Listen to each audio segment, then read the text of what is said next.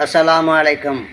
அன்பிற்குரியவர்களே, நபிகளார் நகைத்த நகைச்சுவைகள் என்ற புத்தகத்திலிருந்து நான் படித்த ஒரு சம்பவத்தை உங்களிடம் பகிர்ந்து கொள்ள விரும்புகின்றேன்.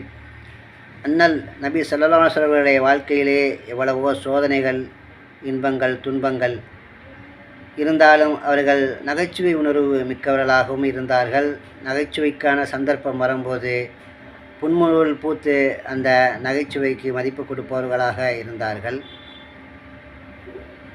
அவருடைய வாழ்விலே நடந்த ஒரு சம்பவம் என்னவென்றால், ஒரு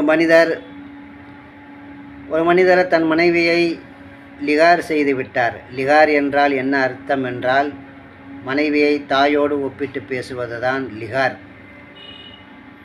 இவ்வாறு அவர் ஒரு லிகார் செய்து விட்டார். ஆனால் அதற்கு ஒரு பரிகாரம் இருக்கின்றது. அந்த பரிகாரத்தை நிறைவேற்ற வேண்டும். நிறைவேற்றிய பிறகுதான் மனைவியோடு தாம்பத்திய உறவு வைத்து கொள்ள வேண்டும். அவர் பரிகாரத்தை நிறைவேற்றும் முன் தாம்பத்திய உறவு வைத்து கொண்டார். இந்த விபரத்தை அவர் நபிகள் நாயகம் ஸல்லல்லாஹு அலைஹி வஸல்லம் அவர் சொல்கிறார். சொல்லும்போது நபி ஸல்லல்லாஹு அலைஹி வஸல்லம் அவரிடம் கேட்கிறார்கள், பரிகாரத்தை நிறைவேற்றும்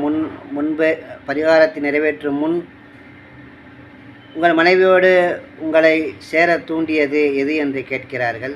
அதற்கு அவர் சொல்கிறார், என் மனைவியின் கால் சலங்கை நில ஒளியில் வெண்மையாக தெரிவதை பார்த்தேன். அதனால் ஈர்க்கப்பட்டு நான் அவளோடு தாம்பத்திய உறவு வைத்து விட்டேன் என்று கூறுகிறார். அதை கேட்டு நபி ஸல்லல்லாஹு அலைஹி வஸல்லம் சிரிக்கிறார்கள். பிறகு நபி ஸல்லல்லாஹு அவர்கள் மீண்டும் பரிகாரம் எதுவும் அந்த பரிகாரத்தை நிறைவேற்றாமல் மீண்டும் உறவு வைத்து கொள்ளாதீர் என உத்தரவிட்டார்கள். இவ்வாறு நபி ஸல்லல்லாஹு அலைஹி வாழ்க்கையிலே எத்தனையோ நகைச்சுவை சம்பவங்கள்.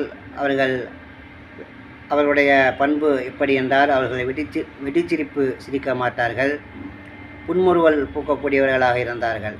ஆகவே அத்தகைய வள்ளல் நபியின் போதனைகளை நம் வாழ்க்கையில் கடைபிடிப்பவர்களாகவும் அதன் மூலம் இறைவனுடைய அருளை பெறக்கூடிய நல்ல மக்களாகவும் நாம் வாழ்வோம். அஸ்ஸலாமு அலைக்கும்.